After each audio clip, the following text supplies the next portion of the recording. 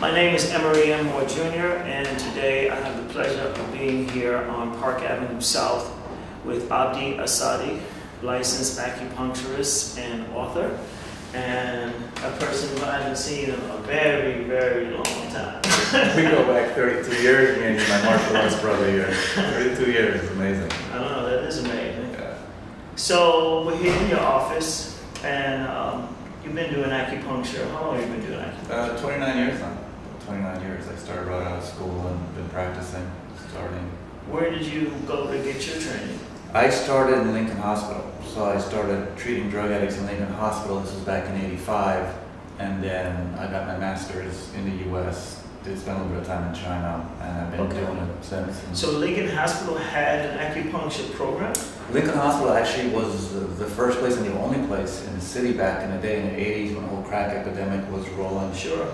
They actually had this amazing program, and people were coming, teachers from all around, and they were treating a couple hundred people there a day. I did not know that. Yeah. And then the AIDS epidemic started, following up on that, and they were actually treating people up there. So acupuncture wasn't legal in New York State at the time, and they actually were doing it up there, so I had the good fortune of spending a bunch of years up there. Wow, what a good benefit, and Very also a good environment to be in. Beautiful people up there. You couldn't fool around, you had to really be able to know your stuff. You were treating, I mean, all of us were treating at least 40, 50 people a day, so you really learned, by just doing. When you got thrown into the deep end and kind of learned the needling thing was pretty intense. Sure. Yeah. I can imagine. Yeah. Amazing program, amazing people up there. I mean, more power to them. They really are still going. And then you went to China. I spent some time in China, but I got to tell you, I feel there's so many great teachers in the States. Mm-hmm. And traditions, all traditions, Chinese, Japanese, Vietnamese, Korean, there's some serious masters here. Mm-hmm. And a lot of people actually studied with them. So I'm actually more impressed with what I see here than what I saw there 20-some years back. Well, I mean, the history of China with the Communist Party, the first thing they did was attack the people with the knowledge, which is why we have the people that we do, because they fled. Such a great point to bring it up, and not many people know it. Of course, Henry does. Because he actually, being Mao, he actually wiped out people. I mean, a lot of me and you as martial artists, the Qigong practices and martial arts practices were wiped out. And a lot of what acupuncture was back in the day was actually family traditions. It wasn't this. That's right. Right? So, from your capoeira, or we have different styles, it was the same thing. It wasn't a standardized thing. So he actually wiped that out, and a lot of what followed was a standardized model, which, it's a very powerful herbal program. Sure. But necessarily with the energy work in acupuncture, a lot of it got lost. It's been reconstituted in the last, I would say, 10 years, but that really got wiped out.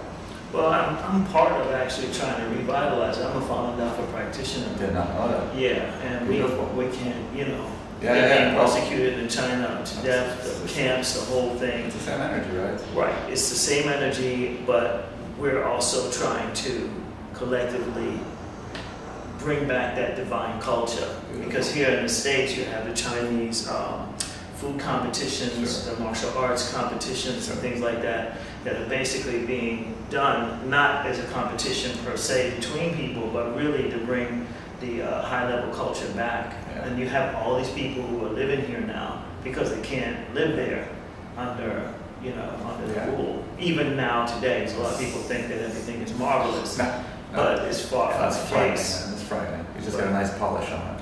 Right, but we're benefiting in terms of the high level knowledge. Oh, yeah. And as you say, Japanese practitioners, Korean practitioners, there's a lot of, when I think about knowledge, I don't think of it as having a particular, nobody has got a monopoly on knowledge. True. Right. So it's a vessel. You just, how big it is not clear is your vessel to carry the divine nectar. That's how I see it. And you can dive pretty deep if you're so inclined. Oh, yeah. And here in New York, I think we're at the hub. We're so lucky. Yeah, So lucky. we're at the hub. So tell me, how smart you are, man. All these years I've been seeing you, 30 years, man. You're always. It's my mother's fault, He's a thinker, man. We went to Sony Purchase together, and my boy here, man, was always a high-level martial artist from way back then. Yeah, I'm always impressed with you. Yeah. Yeah, I mean, as I've had really good teachers, and I feel like we're standing on that work. So for me, one of the reasons why I do this is because a lot of my teachers have passed. Kathy Grant passed, Ramana, also the Pilates tradition, she passed. Pilaon passed from the capoeira tradition. Of late, Professor Ronald Duncan, who I was with, he passed. So, you know, and there are many, many others who, Dr. Shin Higuchi, who I was actually with, who was an acupuncturist and herbalist. He was a genius, and I was apprenticed to him, and he passed. So there's a lot of people who, you know, great masters, you got to carry that work. If we don't carry the work and transmit the work, then what was it for? What was the teaching for? What is it for? And as a practitioner, as an artist, how can I lift my head and say, you know, that I'm really doing the work if I'm not representing that level and trying to reach deeper? Pull back the veil, you know, pull back the veil. Love that. So with regard to the acupuncture, can you explain it in a general form to people who may not actually know how it works? Because when people talk about energy and meridians, sometimes it can become real nebulous for people. It isn't something that Westerners can necessarily identify with. As a matter of fact, in some cases, that kind of thinking has been discouraged. No, it turns people off. It's just not part of our vocabulary, or more importantly, our worldview. The first way I would describe it, or that I do describe it, is the physical structure gets tight when we're under stress, when there's illness.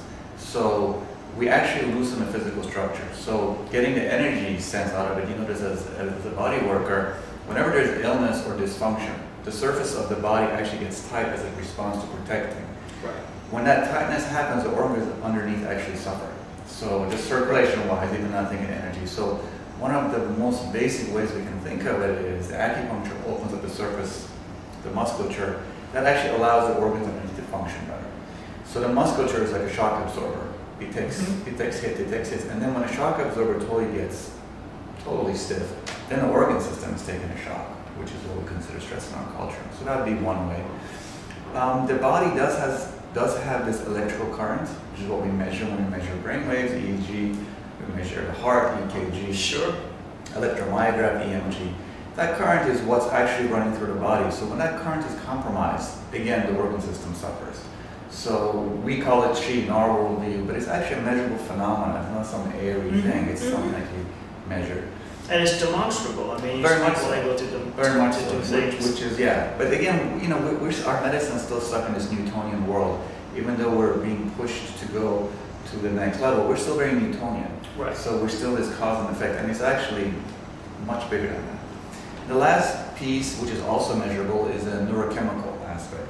So when you have needles inserted to you, and these are actually stainless steel fibers, they're not needles like a hypodermic. They're much finer, about as thick as our hair. There's a chemical change. That thin? Very thin. So literally that thin. And the Japanese ones now and the Chinese are super thin. The Korean ones even thinner. So they're really fibers. And then there's a neurochemical change. So serotonin, endorphins, and caffeine, all these very good for you neurotransmitters start getting pumped out in the body, which is why it's effective with depression and mood elevation and things like that. So I would say mechanical, electrical, and chemical would be one way to describe it. I like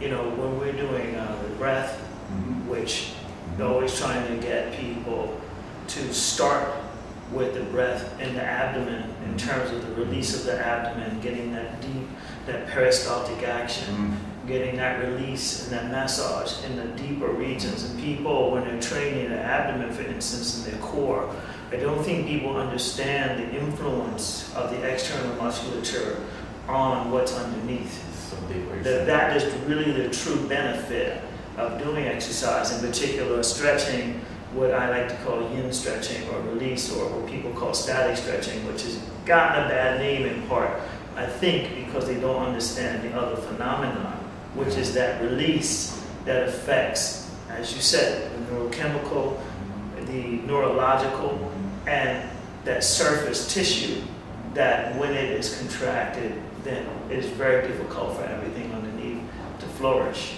Well, it's interesting how you bring this up, right? So, first thing I want to say is I actually start everyone with breathing. The first thing I do is I get someone on my table because no one's breathing. So the abdominal breathing stops at the ages of about 2, depending on how dysfunctional our family is, as a response to emotional pain.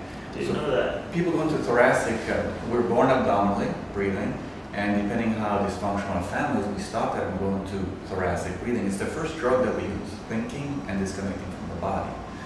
But the thing I want to say about you is being that you've been embodied. See, the difference between you and somebody who hasn't done these martial practices, and it doesn't have to be just martial arts, but I've known you 32 years, we used to practice together 32 years ago.